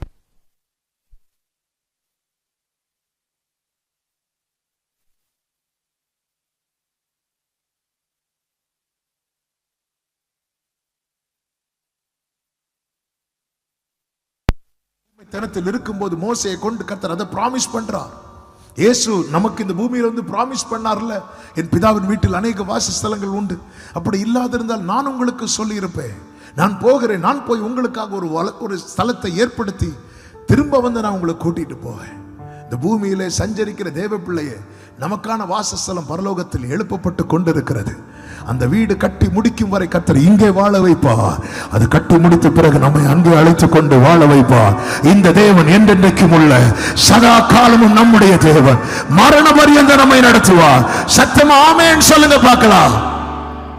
இரத்தத்தால் மீட்கப்பட்டவர்களை மேகத்துக்கு கீழே கொண்டு வருகிறார். புதிய ஏற்பாட்டிலே மீட்கப்பட்ட ஜனங்களை, ரட்சிக்கப்படுகிறவர்களை கர்த்தர் சபையிலே கொண்டு வந்து சேர்க்கிறார். சேர்த்து விட்டு என்ன செய்கிறார் பாருங்கள். பெலிஸ்தியர் தேசம் வழியாய் செல்வது சமீபமாய் இருந்தாலும் அந்த வழியாய் அவர்களை நடத்தாமல் சிவந்த சமுத்திர வழியாய் அவர்களை சுற்றி போக பண்ணினார். இதைதான் 1 கொரிந்தியர் 10 நாம் பார்க்கிறோம். அவர்கள் ஞான ஸ்நானம் பண்ணப்பட்டார்கள். யாரை சிவந்த சமுத்திர வழியாய் நடத்துகிறார் பார்த்தீர்களா? இரத்தத்தால் மீட்கப்பட்டவர்களை. ஞானஸ்நான உடன்படிக்கை யார் செய்ய வேண்டும் தெரியுமா? ரட்சிக்கப்பட்டவர்கள். இரத்தத்தால் மீட்கப்பட்டவர்களை மேகத்துக்கு கீழே கொண்டு வந்து அவர்களை வேறு எந்த வழியாகவும் நடத்தாமல் ஞானஸ்நான உடன்படிக்கை, சிவந்த சமுத்திரம். ஏன் சிவந்த சமுத்திரத்தை ஞானஸ்நானத்தோடு ஒப்பிட்டு சொல்லப்பட்டிருக்கிறது? அங்கே 2 செய்தி நமக்கு கொடுக்கப்படுகிறது. என்ன 2 செய்தி? ஒன்று, சிவந்த சமுத்திரம் 2ஆக திறக்கிறது. இவர்கள் கரையேறின உடனே மீண்டும் மூடுகிறது, திறக்கிறது, மூடுகிறது. இதுதான் பேப்டிசம். என்ன திறக்கிறது, மூடுகிறது?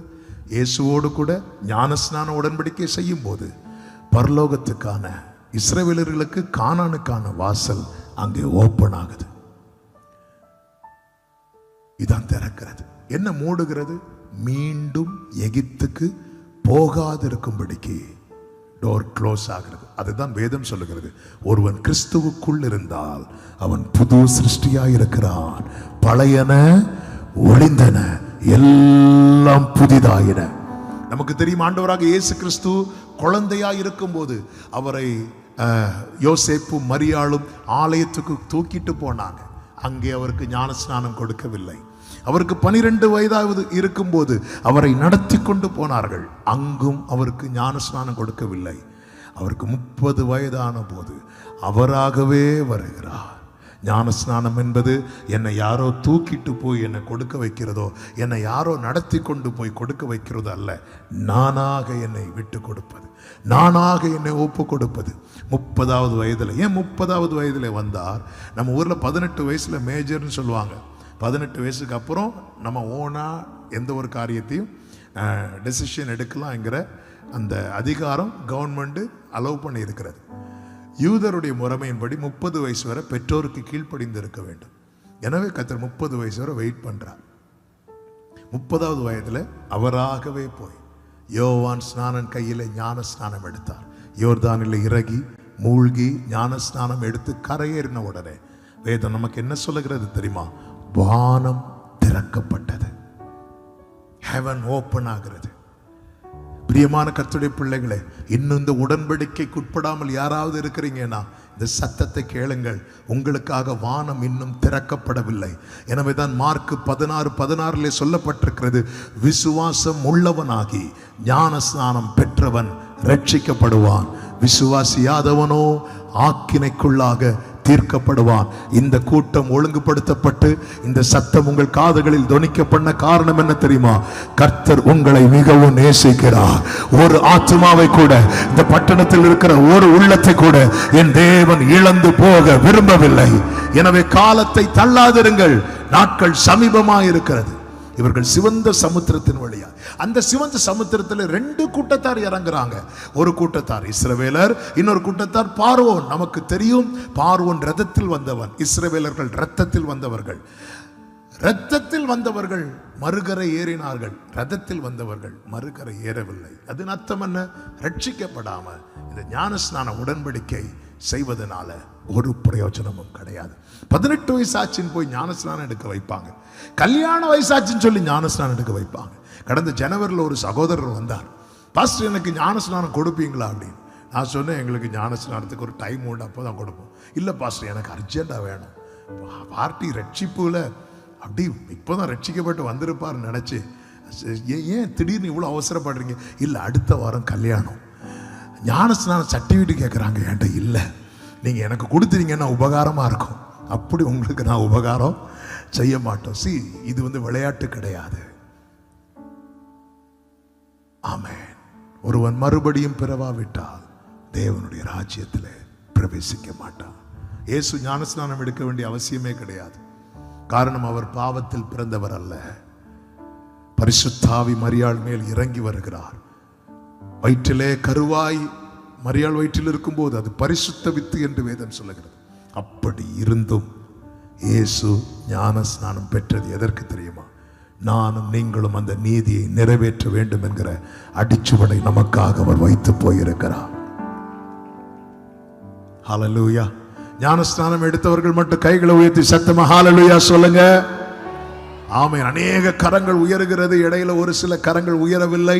நீங்கள் ஆண்டவர் சமூகத்தில் உங்களை ஒப்புக் கொடுங்கள். நாட்கள் மிக மிக சமீபமாக இருக்கிறது. இவர்கள் இப்பொழுது ஞானஸ்நானம் எடுத்து புறப்பட்டு வருகிறார்கள். இவர்கள் இப்படி புறப்பட்டு வந்தவர்களை கர்த்தர் அப்படியே விடவில்லை. அவர்கள் சீனாய் மலையிலே கொண்டு வந்து பிரமாணத்தை கொடுக்கிறார், உபதேசத்தை கொடுக்கிறார். பழைய ஏற்பாட்டில் பிரமாணம் என்றால், புதிய ஏற்பாட்டில் உபதேசம். எதற்காக உபதேசம்? ஆண்டவராகிய இயேசு கிறிஸ்து சொன்னார், நான் சொல்லிய உபதேசத்தினாலே நீங்கள் இப்பொழுது சுத்தமாயிருக்கிறீர்கள். சுத்திகரிக்கப்பட எதற்கு சுத்திகரிக்கப்பட? மிகுந்த கனிகளை கொடுக்க, நம்முடைய சுபாவங்களை மாற்ற. நமக்கு தெரியும் மோசையின் ஆரம்பத்தில் மோசே எப்படிப்பட்டவனா இருந்தான் தெரியுமா? ஒரு கொலை பாதகம் செய்தவனா இருந்தான். அதே மோசே கர்த்தரிடத்திலிருந்து பிரமாணம் வாங்கி இப்பொழுது யாராய் மாறுகிறான் தெரியுமா? கொலை செய்யாதிருப்பாயாக என்று போதிக்கிற அளவுக்கு அவனுடைய சுபாவத்தில் கர்த்தர் மாற்றத்தை கொடுக்கிறார். நான் ரட்சிக்கப்பட்டு, நான் ஞான ஸ்நானம் பெற்றோம், நான் சபையில் அங்கத்தினராய் சேர்ந்தோம், என் சுபாவத்தில் ஒரு மாற்றமும் இல்லை. ரட்சிக்கப்படுறதுக்கு முன்னாடி நான் எப்படி இருந்தேனோ அப்படியே தான் நான் இப்போ இருக்கிறேனா? அதுக்கு காரணம் என்ன தெரியுமா? இந்த வேதத்தோடு நம்முடைய வாழ்க்கை இன்னும் ஒட்டவில்லை என்று அர்த்தம். இந்த வேதத்தின்படி நடக்கிற உத்தம மார்க்கத்தார் பாக்கியவான்கள். ஆமென். ஆண்டவர் அப்படி அதான் ரட்சித்தாச்சு இல்ல, அதான் எகிப்தை விட்டு வெளியே வந்தாச்சு இல்ல. இனி எப்படி வாழ்ந்தா என்ன? எப்படியும் வாழலாம் அப்படி என்று வேதம் அன்றும் சொல்லவில்லை, இன்றும் சொல்லவில்லை. எப்படி வாழ்ந்தவர்கள் வேண்டுமானாலும் இயேசுவின் இடத்தில் வரலாம், எப்படிப்பட்டவர்கள் வேண்டுமானாலும் இயேசுவின் இடத்தில் வரலாம். ஆனால் வந்தவர்கள் இப்படிதான் நடக்க வேண்டும் என்று அவர் ஒரு அடிச்சுவடை வைத்திருக்கிறார். அதற்காக தான் பரிசுத்த ஆவியானவர் தந்தருளப்பட்டார். பரிசுத்த ஆவியானவர் நம்மை சகல சத்தியத்துக்குள்ள நடத்துகிறவர், நம்மால் முடியாததை நமக்குள்ளிருந்து நடப்பிக்கிறவர். அதுதான் நாம் வேண்டிக் கொள்வதற்கும் நினைப்பதற்கும் அதிகமாய் நமக்குள்ளே கிரியை செய்கிற அவருடைய வல்லமையின்படியே என்று சொல்லப்பட்டிருக்கிறது. ஆமென். இந்த ஜனங்களுக்கு கர்த்தர் பாராட்டின கிருபை இப்படி இருந்தும் 1 கொரிந்தியர் 10வது அதிகாரம் 5வது வசனத்திலே சொல்லப்பட்டிருக்கிறது, அப்படி இருந்தும் அவர்களில் அதிகமான பேர்களிடத்தில் தேவன் பிரியமாயிருந்ததில்லை. ஆதலால் வனாந்தரத்திலே அவர்கள் அழிக்கப்பட்டார்கள். யார் அது? ரட்சிக்கப்பட்டவங்க, ஞான ஸ்நானம் பெற்றவங்க, மேகத்துக்கு கீழே வந்தவங்க, இன்னும் மண்ணா சாப்பிட்டவங்க. வசனம் டெய்லி காலையில மன்னா. அது மட்டுமா? கண்மலையின் தண்ணீரை குடித்தவங்க, ஜீவ தண்ணீரை பானம் பண்ணவர்கள், நல்ல ஆவிக்குரிய ஐக்கியத்தில் நல்ல ஆவிக்குரிய சத்துள்ள உணவை உட்கொண்டு இப்படி வாழ்ந்த அநேகர் வேதம் சொல்லுகிறது வனாந்திரத்தில் விழுந்தார்களாம், அழிந்தார்களாம். ஆமென். இப்படி சொல்லிவிட்டு உலகத்தின் முடிவு காலத்தில் வாழ்கிற நமக்கு எச்சரிப்பு உண்டாக எழுதப்பட்டிருக்கிறது. ஹல்லேலூயா. பவுல் சொல்லுகிறார், நல்ல போராட்டத்தை போராடினேன், ஓட்டத்தை முடித்தேன், விசுவாசத்தை காத்துக்கொண்டேன்.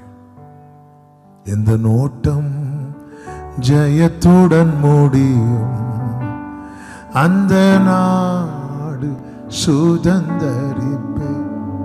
இந்த பவுல் தான் சொல்லுகிறார், நிற்கிறேன் என்று எண்ணுகிறவன் அவனும் விழாதபடிக்கு. வெளிப்படுத்தின விசேஷத்தில் மனம் திரும்புதலின் செய்தி புறஜாதிகளுக்கு சொல்லப்படவில்லை, சபைகளுக்கு சொல்லுகிறார். இதோ வாசற்படியில் நின்று நான் கதவை தட்டுகிறேன் என்கிற செய்தி தேவனை அறியாத யாருக்கோ சொல்லப்பட்ட செய்தி அல்ல, லவோதிக்கேயா சபைக்கு சொல்லுகிறார். எபேசு சபைக்கு சொல்லும் போது அவர் குத்து விளக்குகள் மத்தியில் உலாவுகிறார். லவோதிக்கேயா சபைக்கு வரும்போது அவர் வெளியே நின்று தட்டிட்டு இருக்கிறார்.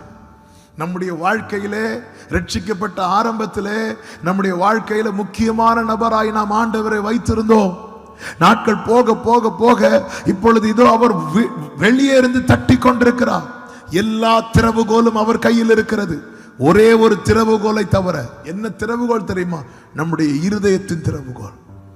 நான் என் இருதய கதவை திறக்காமல் அவர் உள்ளே வரமாட்டார். காட்டத்தி மரத்தில் இருந்த சகைவை பார்த்து, சகைவே நீ சீக்கிரமா இறங்கி வா, நான் உன் வீட்டில் தங்கணும்னு சொன்னார்ல. அவர் போய் வீட்டில் உக்காந்திருந்து சகைவை கூப்பிட வேண்டியதான இல்ல, சகையு இடம் கொடுக்காம அவர் உள்ளே போக மாட்டார். இந்த மாலை வேளையில் எனக்கு கேட்கிற அன்பு சகோதரா சகோதரி, நம்முடைய வாழ்க்கையில இயேசுவுக்கு நாம் எந்த ஸ்தானத்தை கொடுத்திருக்கிறோம்? இயேசுவுக்கு நாம் எந்த இடத்தை கொடுத்திருக்கிறோம்? இயேசு தம்முடைய சீஷர்களை பார்த்து சொன்ன வார்த்தை என்ன? என்னில் நிலைத்திருங்கள், என்னை அல்லாமல் உங்களால் ஒன்றும் செய்ய கூடாது. உம்மை உறுதியாய் பற்றி கொண்ட மனதை உடையவன். உம்மையே நம்பி இருக்கிறபடியால் நீர் அவனை பூரண சமாதானத்துடன் காத்துக்கொள்வீர். கர்த்தரை இறுக பற்றி கொண்டு வாழும் வாழ்க்கை கிறிஸ்டியன் லைஃப் என்பது இண்டிபெண்டன்ட் லைஃப் கிடையாது, அது டிபெண்டன்ட் லைஃப். அது சார்ந்திருக்கிற வாழ்க்கை. யாரை சார்ந்து இருக்கணும் தெரியுமா? கிறிஸ்துவை சார்ந்து இருக்கணும். எனவேதான் சபையை கர்த்தர் மணவாட்டியாகவும் கிறிஸ்துவை தலையாகவும் கர்த்தர் வைத்திருக்கிறார். ஹல்லேலூயா. ஒரு மனிதனுக்கு தலை ரொம்ப முக்கியம். ஆமென். பாஸ்போர்ட் சைஸ் போட்டோ கொண்டு வாங்க கேட்டா யாராவது கையை போட்டோ எடுத்து கொடுப்போமா? இல்ல, தலையை தான் போட்டோ எடுத்து கொடுப்போம். சபைக்கு தலை கிறிஸ்து. நம்முடைய தலையே அவர் தான் கிறிஸ்து. கிறிஸ்து இல்லாம யோசிக்க முடியுமாங்க? இல்ல. இன்னைக்கு அப்படி ஒரு வாழ்க்கையை வாழ்ந்து கொண்டிருக்கிறோம். கேட்டா கிறிஸ்தவர்கள் சொல்லு.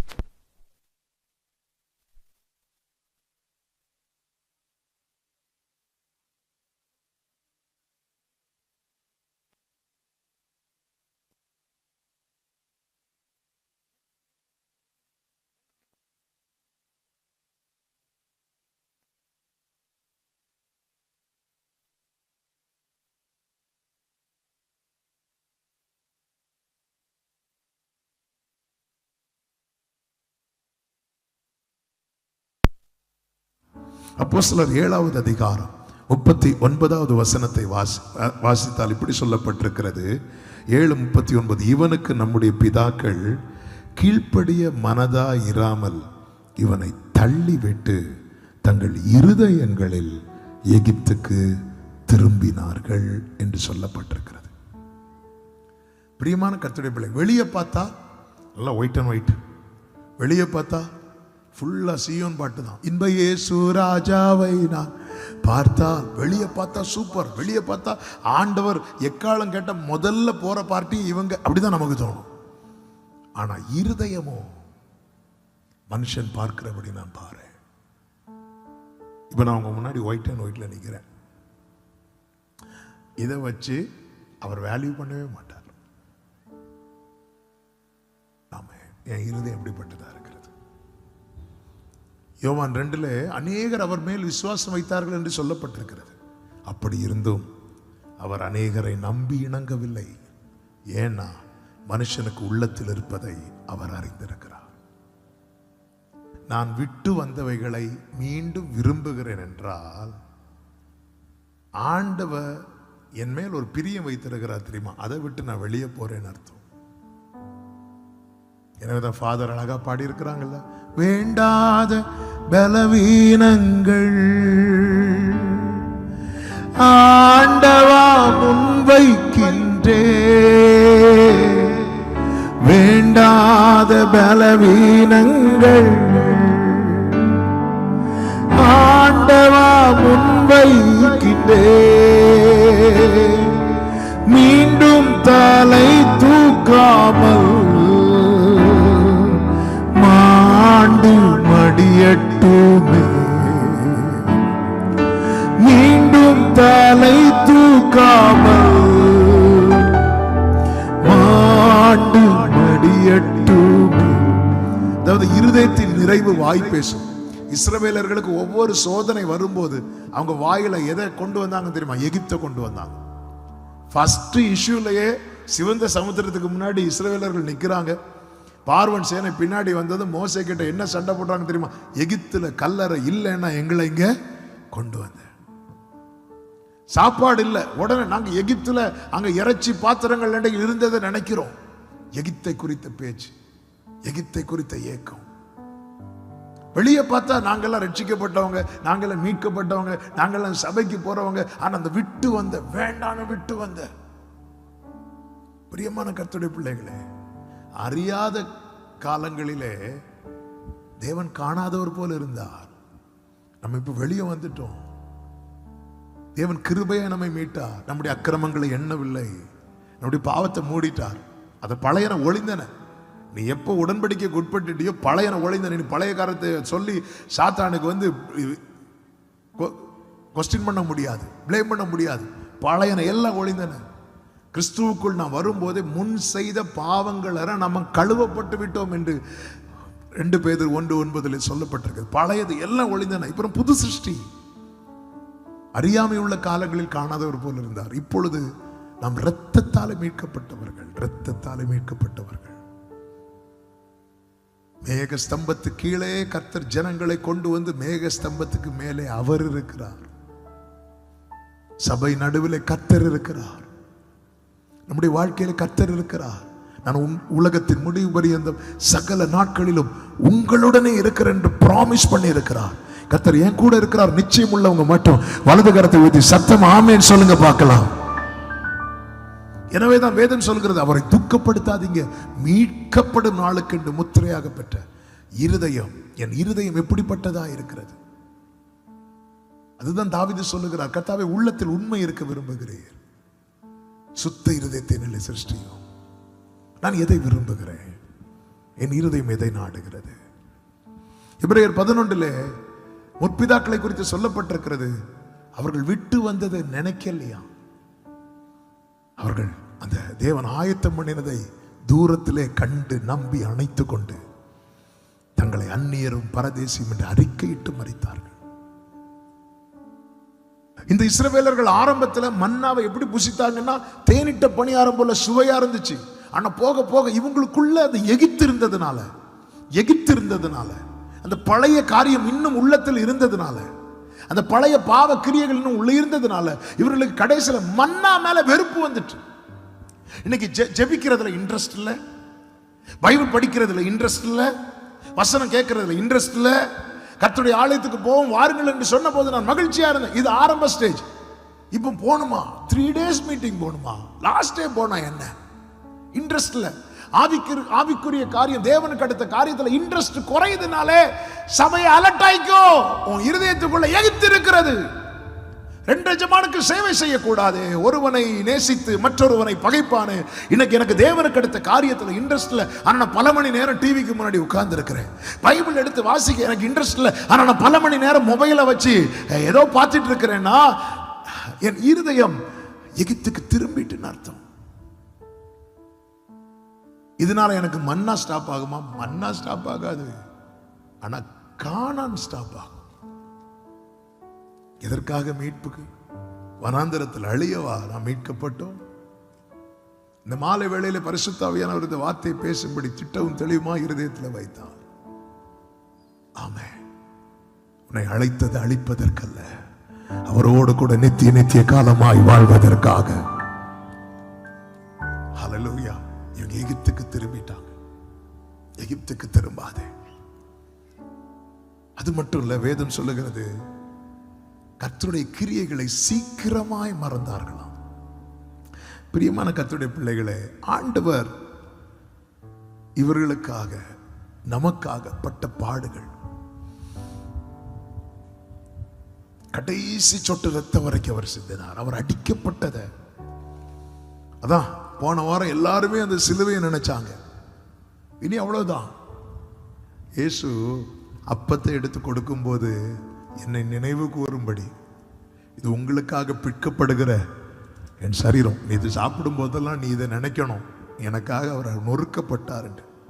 ரசத்தை கொடுக்கும்போது இது உங்களுக்காக சிந்தப்படுகிற என்னுடைய புதிய உடன்படிக்கையின் ரத்தமா இருக்கிற, நீ இதை குடிக்கும் போதெல்லாம் அதை நினைக்கணும்.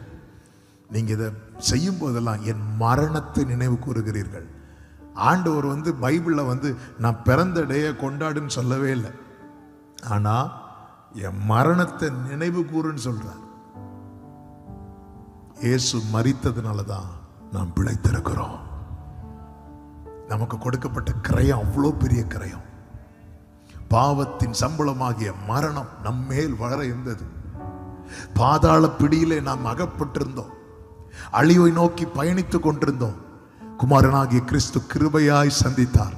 அதுதானே பாடினோம், யாரும் அறியாத என்னை நன்றாய் அறிந்து தேடி வந்த நல்ல நேசரே, யாரும் அறியாத என்னை நன்றாய் அறிந்து தேடி வந்த நல்ல நேசரே,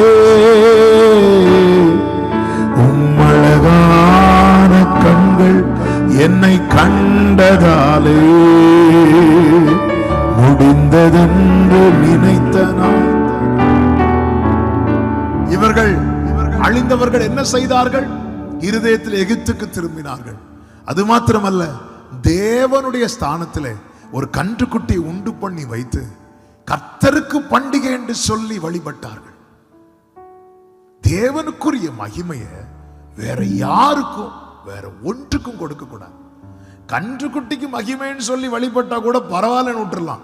ஆனா கன்றுக்குட்டியை வச்சுட்டு இவங்க என்ன சொல்றாங்க? கர்த்தருக்கு பண்டிகைன்னு. இயேசு என்கிற நாமத்துல ஏதோ ஒன்றை செய்து வைத்து விட்டு இதுதான் ஜீசஸ் அப்படி சொல்லி வழிபட்டது தேவனுக்கு எரிச்சலை உண்டாக்கிட்டு. என்னை அன்றி உனக்கு வேற தேவர்கள் உண்டாயிருக்க வேண்டாம், மேலே வானத்திலும் கீழே பூமியிலும் யாதொரு சொரூபத்திலேயாகலும் நீ உண்டு பண்ண வேண்டாம் என்று கர்த்தர் தெளிவாய் சொல்லி இருக்கிறார். மலை மேல கூட்டிட்டு போய் மோசைக்கு இந்த பிரமாணத்தை கொடுக்கிறார், கீழே ரெடி பண்றான். அதுவரை விக்கிரகம் இல்ல, அதுவரை விக்கிரகம் இல்ல. சாத்தான பாத்தீங்களா? பிரமாணத்துக்கு அகைன்ஸ்ட் ஆகணும், வேதத்துக்கு எதிராகணும். இயேசுங்கிற பேர்ல ஒரு போட்டோவை மாட்டி வைக்கிறது கூட இயேசுக்கு பிடிக்காது. எப்படிங்க இருக்கும்? நம்ம உயிரோடு இருக்கும்போது நம்ம போட்டோ வீட்டில் மாட்டி மாலையை போட்டு கீழே ஒரு விளக்க வச்சா எப்படி இருக்கும்? விடுவோம் அந்த ஆளை? ஆமென். என் மீட்பர் உயிரோடு இருக்கிறார், என் மீட்பர் உயிரோடு இருக்கிறார் சொல்றவங்க சத்தம் ஆமென் சொல்லுங்க பார்க்கலாம். ஆமென். காணாமல் விசுவாசிக்கிறவர்கள் பாக்கியவான்கள். ஹல்லேலூயா. இவர்கள் விக்கிரகத்தை உண்டு பண்ணி வைத்தார்கள். அந்த விக்கிரகம் எப்படி வந்தது? கர்த்தர் அவர்களுக்கு கொடுத்த நன்மையை விக்கிரகம் ஆக்கிட்டாங்க. எகிப்திலிருந்து புறப்படும் போது இவங்க வெறுமையா போகக்கூடாது. இவங்க கையில கர்த்தர் அவ்வளோ பொன்னையும் கொடுக்கிறார். ஏன் கொடுத்தார் தெரியுமா? இவங்க எகிப்தில் அவ்வளோ பிரயாசப்பட்டாங்க. பிரயாசத்துக்கு பலன் கொடுக்காம பார்வோன் எல்லாத்தையும் பிடிச்சு வச்சிருந்தான். என்னை கேட்டுக்கொண்டிருக்கிற அன்பு சகோதரா சகோதரி, நீ பட்ட பிரயாசத்துக்கு பலனை தராம சத்துரு பிடித்து வைத்திருக்கிறான்னா எல்லாத்தையும் கணக்கில் வைத்திருக்கிற ஒரு தேவன் உண்டு. ஒரு நாளில் அத்தனை உன் கையில திரும்ப வர பண்ண அவர் போதுமானவராய் இருக்கிறார். இஸ்ரவேலர்கள் திரும்ப எகிப்தை விட்டு போகும்போது சும்மா போக சொல்லல, அவ்வளவு காலம் அவங்க உழைச்சிருக்கிறாங்க. எல்லா வீட்லயுமே பொண்ணு பொருளை கேளுங்கிறாங்க. எல்லாரும் கேட்க கொடுக்கிறாங்க. அவர் வடக்கை நோக்கி கொடு என்றும் தெற்கை நோக்கி வைத்திராத என்று சொல்லுகிறவர். நீ அடிமைத்தனத்தில் இருக்கும் வரைக்கும் உன் தானியம் இன்னொருவனுக்கு ஆகாரமாய் போகும். நீ வெளியே வந்து பாரு, கர்த்தர் உன் தானியத்தை நீ சத்துருக்களுக்கு ஆகாரமாய் கொடுக்கவே மாட்டார்.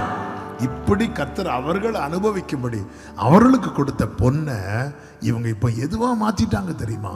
விக்கிரகமா மாத்திட்டாங்க. கர்த்தர் நமக்கு தந்த நன்மையை நம்ம விக்கிரகமா மாற்றவே கூடாது. கர்த்தர் நம்மை ஒரு நல்ல ஸ்தானத்தில் வைத்திருப்பார். அந்த ஸ்தானத்தை வர்ஷிப் பண்ண ஆரம்பிச்சிருவாங்க. கர்த்தர் நமக்கு ஒரு நல்ல வீடை தருவார், வீடை வர்ஷிப் பண்ண ஆரம்பிச்சிருவாங்க. ஆமென். எதுவுமே விக்கிரகாக்கிரவே கூடாது. தாவீது சொன்னார் அல்லவா, கர்த்தரை நான் எப்பொழுதும் எனக்கு முன்பாக நன்மையும் கிருபையும் என்னை தொடரும். எல்லா நன்மையும் எனக்கு பின்னாடி, நன்மையை தந்த கர்த்தர் மட்டுமே எனக்கு முன்னாடி. இவங்க விக்கிரகத்தை வழிபட ஆரம்பித்தார்கள். வழிபட்டது மட்டும் இல்ல, அதை பார்த்து கர்த்தர்னாங்க. அதை பார்த்து கர்த்தருக்கு பண்டிகை என்றார்கள். இதுதான் ஆண்டவரால் தாங்க முடியல. அவரை தவிர வேற ஒன்றை பார்த்து கர்த்தர்னு சொல்றது அவரால் தாங்க முடியாது. இது ஆண்டவரை கனவீனப்படுத்துவது. வேதத்திலே பாருங்கள், இயேசு கிறிஸ்து பிறந்து அந்த குழந்தையை பார்க்க சாஸ்திரிகள் வருகிறார்கள். மத்தேயு 2வது அதிகாரத்தில் நீங்க படிச்சீங்கன்னா தெரியும். இந்த சாஸ்திரிகள் இவர்கள் வீட்டுக்குள் வந்து மரியாளையும் அந்த குழந்தையும் கண்டு அந்த குழந்தையை வணங்கினார்கள் இருக்கும். 2 பேரையும் வணங்கினார்கள் இருக்காது, 2 பேரையும் பார்க்கறாங்க. அந்த குழந்தையை வர்ஷிப் பண்றாங்க. ஏன்? ஆராதனைக்குரியவர் இயேசு கிறிஸ்து ஒருவரே. தூதன் வெளிப்படுத்தின விசேஷத்துல இறங்கி வந்து யோவானுக்கு நிறைய காரியங்களை வெளிப்படுத்தும் போது அந்த தூதனை வணங்கும்படிக்கு ஆமென் யோவான் பணிந்த போது தூதன் தடுக்கிறான். இல்ல இல்ல இல்ல இல்ல, அவரை மட்டுமே தொழுதுகொள், தூதனையும் ஆராதிக்க கூடாது. பவுல ஜனங்கள் கொண்டாட ஆரம்பிச்சாங்க. அப்போஸ்தலனை ஐயோ என்ன மிராக்கிள் பண்றாரு. உடனே பவுல் அந்த கூட்டத்தில் இறங்கி போய் தன் வஸ்திரத்தை கிழித்து தன் பலவீனத்தை காண்பிக்கிறான். ஆமென். நீங்க அவரை மட்டும்தான் வர்ஷிப் பண்ணணும். மரியாளையோ எந்த அப்போஸ்தலனையோ தூதனையோ யார் ஒருவரையும் ஆராதிக்க கூடாது. ஆராதனைக்குரியவர் ஆண்டவராகிய இயேசு கிறிஸ்து ஒருவரே. ஆமென். அவரை மட்டும்தான் வர்ஷிப் பண்ணணும், அவரை மட்டும்தான். எனவே தான் மேகம் போட்டு இத்தனை திரளான சாட்சிகள் சூழ்ந்திருக்க, பாரமான யாவையும் நம்மை சுற்றி நெருங்கி நிற்கிற பாவத்தை தள்ளிவிட்டு விசுவாசத்தை துவக்குகிறவரும் அதை முடிக்கிறவருமாயிருக்கிற இந்த சாட்சிகளை நோக்கி என்றல்ல, இயேசுவை நோக்கி, இயேசுவை மட்டும்தான் பார்க்கணும். இயேசுவை நம்புவே, நாளெல்லாம் நான் பின்பற்றுவே, என்னை அவரிடம் ஒப்படைத்தே வெட்கப்பட்டு போக. இஸ்ரவேலர்கள் இருதயத்தில் எகிப்துக்கு திரும்பினார்கள், மன்னாவை வெறுத்தார்கள். மன்னா கர்த்தருடைய வார்த்தையின் அடையாளம். மனுஷன் அப்பத்தினால் மாத்திரமல்ல, தேவனுடைய வாயிலிருந்து புறப்படும் ஒவ்வொரு வார்த்தையினாலும் பிழைப்பான். பிரியமான கர்த்தருடைய பிள்ளைகளே, இந்த வேதத்தை ஆமே நேசிக்கிறவர்களுக்கு மிகுந்த சமாதானம் உண்டு. ஆமே. நீங்க நிறைய பேர் பைபிளை எதுக்கு யூஸ் பண்றாங்க தெரியுமா? நைட்டு தூக்கம் வர்றதுக்கு பில்லோக்கு அடியில் வைக்கிறதுக்கு, பிள்ளைக்கு பயம் இல்லாமல் இருக்க தொட்டில்ல வைக்கிறதுக்கு. தொட்டில்லையும் கட்டிலையும் வைக்கிறதுக்கெல்லாம் கர்த்தர் பைபிளில் கொடுத்தது இருதயத்தில் வைக்கிறதற்கு. நான் உமக்கு விரோதமாய் பாவம் செய்யாதபடிக்கு உடைய வாக்கை என் இருதயத்தில் வைத்து வைத்தேன். பைபிள் படிக்காதவங்க எல்லாம் பைபிள் படிச்சாங்க. எப்போ தெரியுமா? 2020 மார்ச் மாதம் கடைசி வாரம். ஏன்னா அப்போதான் அந்த கொரோனான்னு ஒன்று வந்துச்சு. கொரோனா வந்தது, எல்லாரும் பைபிள், அதுவும் சங்கீதம் 91, அது படாத பாடுபட்டுச்சு. எல்லாரும் பைபிளை பார்த்தா தெரியும், பலவர்ண அங்கி போட்டது போல இருக்கும். மசாலா தடவிட்டே சங்கீதம் 91 படிச்சுட்டு இருப்போம். கை கழுவும் போதும் வாதை உன் கூடாரத்தை அணுகாது. இது பயந்து படிக்கிறது, பயந்து படிக்கிறதல்ல.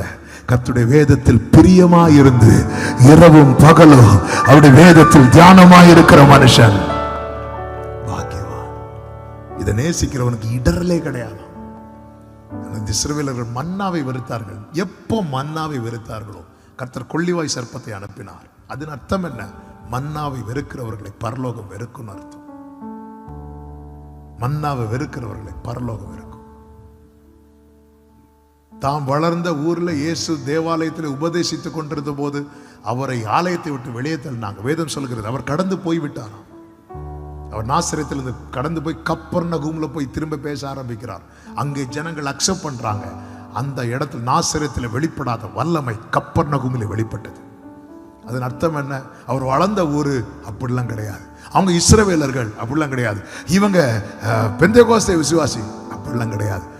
அவரை நேசிக்கிறவர்களுக்கு மிகுந்த சமாதானம் உண்டு. இந்த வேதத்தை நேசிக்கிறவர்கள் இஸ்ரவேலர்கள் வெறுத்தார்கள், வனாந்தரத்தில் அழிந்தார்கள். அது மாத்திரமல்ல, என்னாகும் ஒரு வார்த்தை சொல்லி நான் செபிக்கிறேன். 16வது அதிகாரம் அதனுடைய 12 முதல் மோசே தாத்தானையும் அபிராயமையும் அழைத்து அனுப்பும் போது அவங்க ஒரு வார்த்தையை மோசே கிட்ட கேட்கிறாங்க. 13வது வசனம், இந்த வனாந்திரத்தில் எங்களை கொன்று போடும்படி பாலும் தேனும் ஓடுகிற தேசத்திலிருந்து எங்களை கொண்டு வந்தது அற்ப காரியமோ?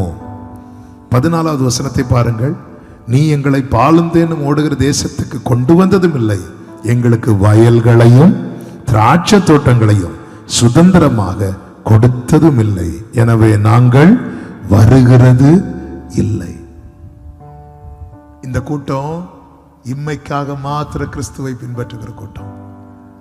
என்ன மோசே கிட்ட சொல்றாங்க தெரியுமா? நாங்க வர மாட்டோம். ஏன் வரல? நாங்க ரட்சிக்கப்பட்டு ஞானஸ்நானம் எடுத்து எல்லாம் வந்தோம். இதுவரை எங்களுக்கு ஒரு வயலை கொடுத்தீங்களா?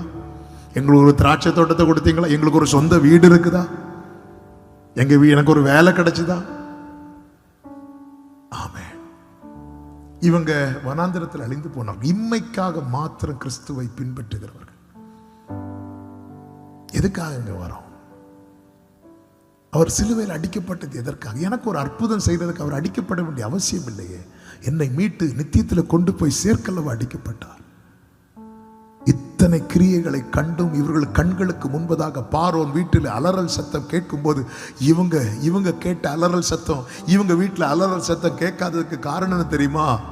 இவங்க வீட்டில் அந்த ஆக்கினை வருவதற்கு முன்பதாக ஒரு ஆட்டுக்குட்டி அலறினது, ஒரு ஆட்டுக்குட்டி துடித்தது. அந்த ஆட்டுக்குட்டி அலர்னதுனால இவர்கள் வீட்டில் அலறல் சத்தம் கேட்கவில்லை.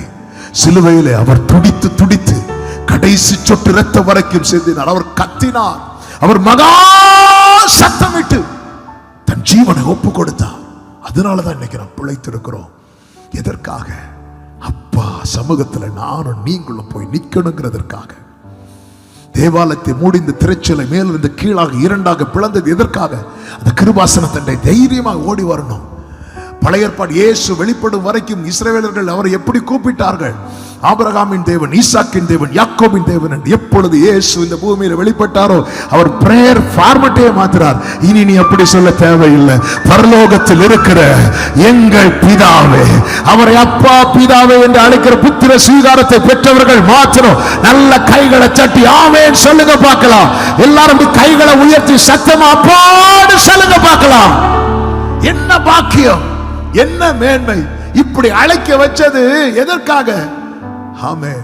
இங்க பாருங்க, இப்படி கூப்பிட்ட பிறகும் எங்களுக்கு ஒரு வயல் கிடைக்கல, எங்களுக்கு திராட்சரசம் தரல, எங்களுக்கு அது கிடைக்கல, எங்களுக்கு ஒரு சரியான வேலை இல்லை, எங்களுக்கு கார் இல்ல, இப்படிப்பட்ட இம்மைக்கான காரியத்தை வச்சுட்டு வேதத்தை தேவனை விட்டு விலகுகிற கூட்டம் நித்தியத்தை காணாமல் வனாந்திரத்தில் அழிந்து விட்டார்கள். எனவே ஆவியானவர் இந்த மாலை வேளையில் இந்த சத்தத்தை கேட்கிறவர்களுக்கு சொல்லுகிறார், நிற்கிறேன் என்று எண்ணுகிறவன் விழாதபடிக்கு. இன்னும் சொல்லணும்னா அவங்க சொன்ன வார்த்தைகளை கவனிச்சிங்கன்னா தெரியும், அவங்க எகிப்தை தான் பாலும் தேனும் ஓடுகிற தேசமா பார்க்கிறாங்க. இம்மைக்குரிய வாழ்க்கையை தான் சொர்க்கமா எண்ணுகிறார்கள். இந்த நித்தியத்தை குறித்து கவலையே இல்லாம போயிட்டு, அந்த எண்ணமே இல்லாம போயிட்டு. ஆமென். நம்முடைய ஒரு 10 நாட்கள் நம்ம பண்ண ஜெபத்தை ரெக்கார்ட் பண்ணி கேட்டா நித்தியத்துக்கு அடுத்து ஏதாவது ஒரு காரியம் ஜெபத்தில் இருந்திருக்கும்னு நினைக்கிறீங்க? அதனாலதான் கை தூக்க சொல்லல. அந்த எண்ணம் நமக்கு, அந்த எண்ணம் எப்போ வரும் தெரியுமா? இந்த மூச்செல்லாம் இழுத்துட்டு. ஆமே இல்லைங்க, அந்த காலத்து பரிசுத்தவான்கள் காலையில் எழும்பி பாடும் போதே நேசரேவும் திருவருகை இந்நாளில் இருந்திடினும் ஆசையுடன் சந்திக்கவே ஆயத்தமாய் வைத்துக் கொள்ளும் வாழ்த்துகிறேன் இயேசுநாதா, வாழ்த்துகிறேன். இக்காலையில் காலையில் எழுப்பி பாடுறாங்க, வாழ்த்துகிறேன், எனக்கு இந்த நாளை காத்துக்கோங்க, இந்த நாள் என்ன இப்படி நடத்துங்க, இப்படி நடத்துங்க எல்லாம் சொல்லிட்டு கடைசியில் நேசரேவும் திருவரு. உங்க வருகை ஒருவேளை இந்நாளில் இருக்கும்னா ஆசையோடு சந்திக்கணும். என்ன அதுக்காக ஆயத்தமாய் வைத்துக் கொள்ளும். ஒன்று நம்முடைய முடிவு அல்லது கர்த்தருடைய வருகை. ரெண்டுல ஒண்ணு கண்டிப்பா நடக்கும். நமக்கு அந்த நிச்சயம் இருக்கணும், நிச்சயம் இருக்கணும். இந்த பூமியில நமக்கு எல்லாம் கிடைக்குமான்னு கேட்டா இல்லை. இன்னைக்கு ஊழியத்தில் கிருபையினால கர்த்தர் என்னை ஆசீர்வதித்து வைத்திருக்கிறார். ஆனால் என்னுடைய அப்பா ஊழியம் செய்யும் போது இன்னைக்கு நான் பார்க்குற அநேக அற்புதங்களை, நிறைய நன்மைகளை அவங்க பார்த்தாங்களான்னு கேட்டால் இல்லை. அவங்க நிறைய கஷ்டப்பட்டாங்க. ஆண்டவர் நடத்துகிற பாதை, நன்மை செய்யறதுல ஆண்டவருக்கு விஷயமே கிடையாதுங்க. ஒரு தலைமுறை வனாந்திரத்தில் அண்டண்டு சாப்பாடுக்காக கஷ்டப்பட்டாங்க. ஆனால் அவங்க தலைமுறை தானே கானானில் அப்ப தாழ்ச்சியே இல்லாமல் ஒரு குறைவு இல்லாமல் வாழ்ந்தார்கள். நன்மை செய்யறது ஆண்டவருக்கு விஷயமே கிடையாது. ஆண்டவருக்கு விஷயம் என்ன தெரியுமா? நீங்களும் நானும் தான். நன்மை இன்னைக்கு இருக்கும், நாளைக்கு இருக்காது, இன்னைக்கு இருக்காது, நாளைக்கு இருக்கும். இது ஆண்டவருக்கு ஒரு மேட்ரு கிடையாது. ஆமே, விஷயம் என்ன தெரியுமா? என்னுடைய ஓட்ட முடிவு நான் எங்க போறேன். இந்த பூமியில ஒரு ஐஸ்வர்யவானும் இருந்தான், ஒரு லாசரு என்கிற ஒருவரும் இருந்தான். லாசரு கடைசி வரை அவனுக்கு நன்மையே கிடைக்கலங்க. ஆனா ஓட்டம் முடிஞ்சதுக்கு அப்புறம் இளைப்பாரி கொண்டிருந்தான், பாத்தீங்களா? ஆனா அந்த ஐஸ்வர்யவனை பாருங்க, இம்மையிலே சொர்க்கம் போல வாழ்ந்து நித்திய காலமாய் அவன் வேதனைக்குள் தள்ளப்பட்டான். சில காரியம் நமக்கு நினைச்சது மாதிரி நடக்காதுங்க, கிடைக்காது. பவுல் பாருங்க, எத்தனை பேருக்கு ஜோம் பண்ணி விடுதலை வாங்கி கொடுத்தார். ஆனா அவர் சரீரத்துல பலவீனம் மாறவே இல்லையே. இந்த முள் என்னை விட்டு நீங்கும்படி ஜோம் பண்ணும்போது ஆண்டு சொல்ல கிருபை உனக்கு போதுங்கிற கடைசி அந்த பலவீனத்தோடு தான் இருந்தார். இந்த பூமியில எனக்கு எல்லாம் நிறைவாய் பெற்று இருந்தா ரொம்ப சந்தோஷம், கர்த்தர் அப்படியே தருவாராக. அதற்காக அப்படி இல்லைன்னதும் கர்த்தர் என்னை கைவிட்டார், கர்த்தர் என்னை மறந்தார் மட்டும் சொல்லாதீங்க. கர்த்தர் நம்மை மீட்டது ஏதோ ஒன்றை தருவதற்கல்ல, அவருடைய ராஜ்யத்தை நமக்கு கொடுப்பதற்காக. இன்னைக்கு அநேகர் ஜோம் பண்ணி சர்ச்சுக்கு ஸ்பீடா வருவாங்க, வேகமா வருவாங்க, எதிர்பார்த்த காரியம் கிடைக்காததும் விட்டு போயிடுவாங்க. இப்படி விட்டு விலகினவர்கள் அனைவருமே கானானை சுதந்திரிக்காமல் போனார்கள். கர்த்தர் இந்த ராத்திரி வேளையில ஒரு அழைப்பின் சத்தத்தை உங்களுக்கு முன்பாக வைக்கிறார். நீ திரும்பி வா, நீ திரும்பி வா. அந்த வாசல் இன்னும் திறக்கப்பட்டிருக்கிறது. இளையகுமாரன் திரும்பி வந்தபோது எப்படி தகப்பன் ஓடி போய் கட்டி அணைத்து முத்தமிட்டு சேர்த்து கொண்டாரோ, அது போல சேர்த்துக் கொள்வதற்காக நீங்கள் அறியாதிருக்கிற ஒருவர் உங்கள் மத்தியில உலாவி கொண்டிருக்கிறார். என்னை இழுத்துக் கொள்ளும் ஆண்டவரே, என்னை இழுத்துக் கொள்ளும் ஆண்டவரே. என் உள்ளம் மறுபடியும் எகிப்துக்கு போய் இந்த மன்னாவை விட்டு தூரம் போய் இம்மைக்குரிய காரியத்தை மட்டுமே விரும்பி ஆண்டவரே நான் தூரம் போய் நிற்கிறேன்ப்பா, நான் விழுந்து கிடக்கிறேன் ஆண்டவரே, என்னை நிலைநிறுத்துவீராக, என்னை திருப்பிக் கொள்வீராக. எழுந்திருக்கலாம் ஆண்டவர் சமூகத்தில். கர்த்தாவே நான் நிலையற்றவன், என் கால்களை ஸ்திரப்படுத்தும். கர்த்தாவே நான் நிலையற்றவன், என் கால்களை ஸ்திரப்படுத்தும். பலனும் நீரே, கோட்டையும் நீரே, உம்மை நாடுகிறே. பலனும் நீரே, கோட்டையும் நீரே, உம்மை தேடுகிறே. ரெண்டு கைகளை உயர்த்தி சொல்லோ. கர்த்தாவே நான் நிலையற்றவன், என் கால்களை ஸ்திரப்படுத்தும். கர்த்தாவே கால்களை ஸ்திரப்படுத்தும்.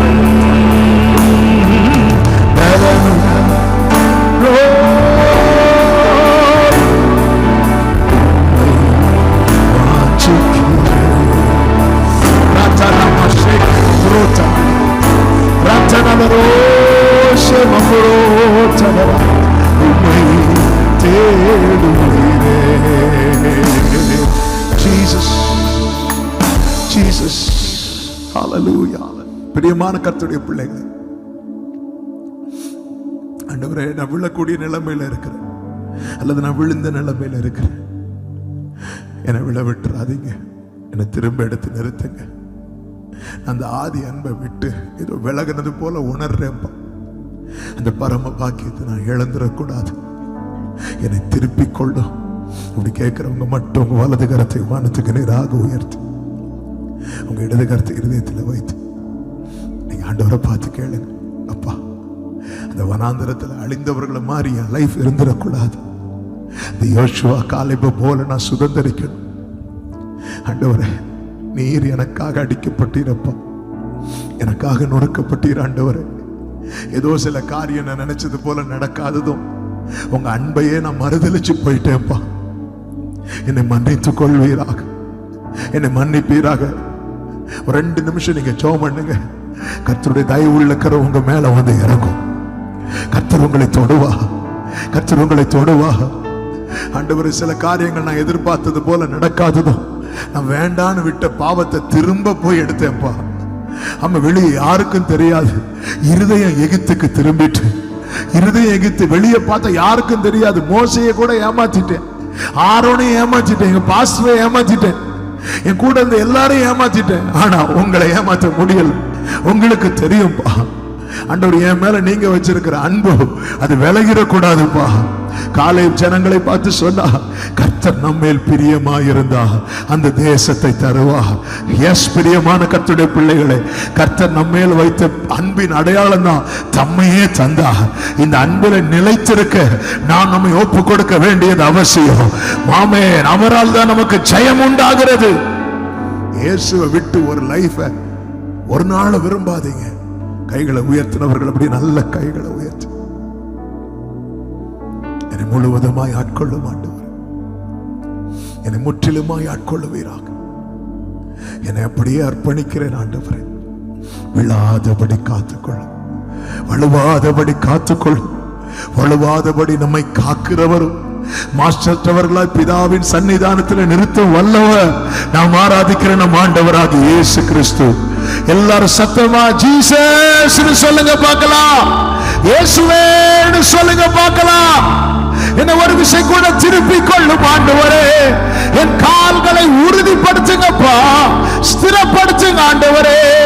அர்ப்பணிக்கிறேன் அப்பா. கர்த்தாவே நான் நிலையற்றவன், என் கால்களை ஸ்திரப்படுத்தும். பலனும் நீரே, கோட்டையும் நீரே, உம்மை வாஞ்சிக்கிறேன். பலனும் நீரே, கோட்டையும் நீரே, உம்மை தேடுகிறேன். ரெண்டு கைகளை உயர்த்தி